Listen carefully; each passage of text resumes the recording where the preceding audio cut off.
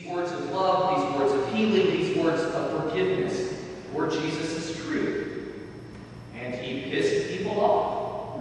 As a result, and most of you know this story, they nailed his truth-telling butt to a cross to shut him up. Jesus' witness, again from the Greek word martyreo, which is from the same word that we get martyr, it cost him his life.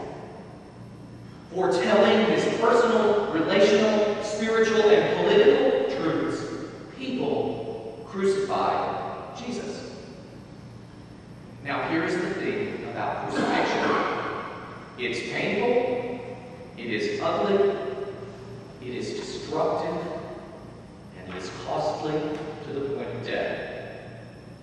But the story does not end there. God, in my mind, always has a resurrection for every crucifixion. So when people crucified this messenger of truth, this is what I think went on in the mind of the giver of life. I think God does some scratching and some rubbing. No, that's not how this happens. I get the last word. It does not end this way. So God reverses the course, and life extends from death. Now, despite the resurrection, however, it's important to notice here that crucifixions have consequences. Jesus had scars.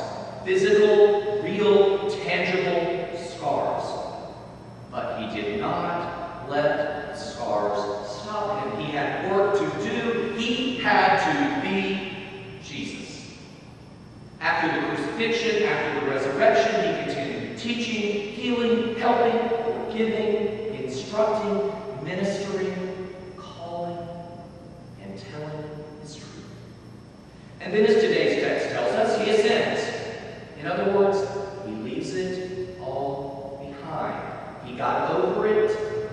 He rose above it. There you have it. You heard of the 1 minute manager. That was a 3 minute Jesus. Okay. So we take this Jesus example, and I submit to you that each of us is called, compelled, if you will, to tell our own truths, which might sound something like this. Each one of us is a spark of God, flung to this big blue marble we call the earth, to clothe ourselves in human flesh, to have a human experience. We have families, we go to school, we make choices, we live in society. In other words, we experience life. And out of those experiences, we have a story to tell. And from our story, our truth extends. The thing about our truths and our experiences is that although they are uniquely our own, they are remarkably similar. Many of us, like Jesus, disappear for a while. Many of us party, some of us a lot. Many of us get angry, some of us a lot. Many of us experience sadness and loneliness, some of us a lot. All of these are very human experiences. Some of us end up bent, dinged, scraped, used, worn out, and even broken. Some of us a lot. All of us, like Jesus, end up in some way crucified. We experience the discomfort, the pain, the ugliness, the destruction. Parts of us are crucified. Parts of us are nailed. Parts of us die. But in these experiences, some of us find and receive the gift of forgiveness, the gift of healing, and the gift of resurrection.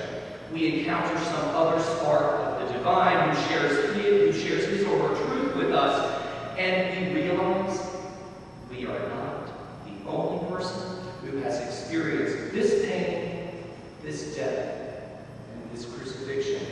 Other souls along the path in the past have experienced it. Other souls along the path in the future will also experience. But the hope that this spark says to us is that God can reverse the course of events. And in the midst of our Someone reminds us that if God could pull Jesus up out of the grave, then God can pull you up from where you are. But there is a cost. There will be scars. Life is not for the timid. Humanity is not for the faint of heart. Telling your truth, well, it just ain't easy. It almost always ain't pretty, and sometimes it will cost you dearly. The truth involves words like misunderstanding, hypocrisy, addiction, infidelity, abuse, disease, selfishness, conflict, anger, poor decision-making, poverty, discrimination, vindictiveness, evil, disagreement, fracture, and separation. Yes, there will be scars, but the truth also holds in it words like forgiveness, restitution, compassion, faithfulness, love, community, help, care, resolution, richness, justice, mercy, goodness, reconciliation, restoration, and wholeness. The trick to telling your truth is to remember that after the crucifixion and after the resurrection, you can leave it all behind. You can ascend, you can rise above it, you can be whole. And in doing so, you are empowered to bear witness to some other person of the resurrection and ascension power of God, so that they too can come up from the dark places and into the light. This whole seminary thing kind of blows my mind. Seminarians talk about our call from God, and my running joke is that I think God was really calling someone else, and I just happened to step in front of the communication line and got somebody else's call. Or kind of like the party line. You know, the call was intended to burgle down on Oak Street. I just happened to pick up the phone at the wrong time. I keep telling people, you don't understand. You don't know what I'm like. You don't know what I have done. You don't know me. You don't know how perfect I am. But you see, God does know. God knows, God loves, despite every poor decision, despite every angry word, despite every misunderstanding, despite every compromising position, God was there in those situations with me and still knows and loves. And God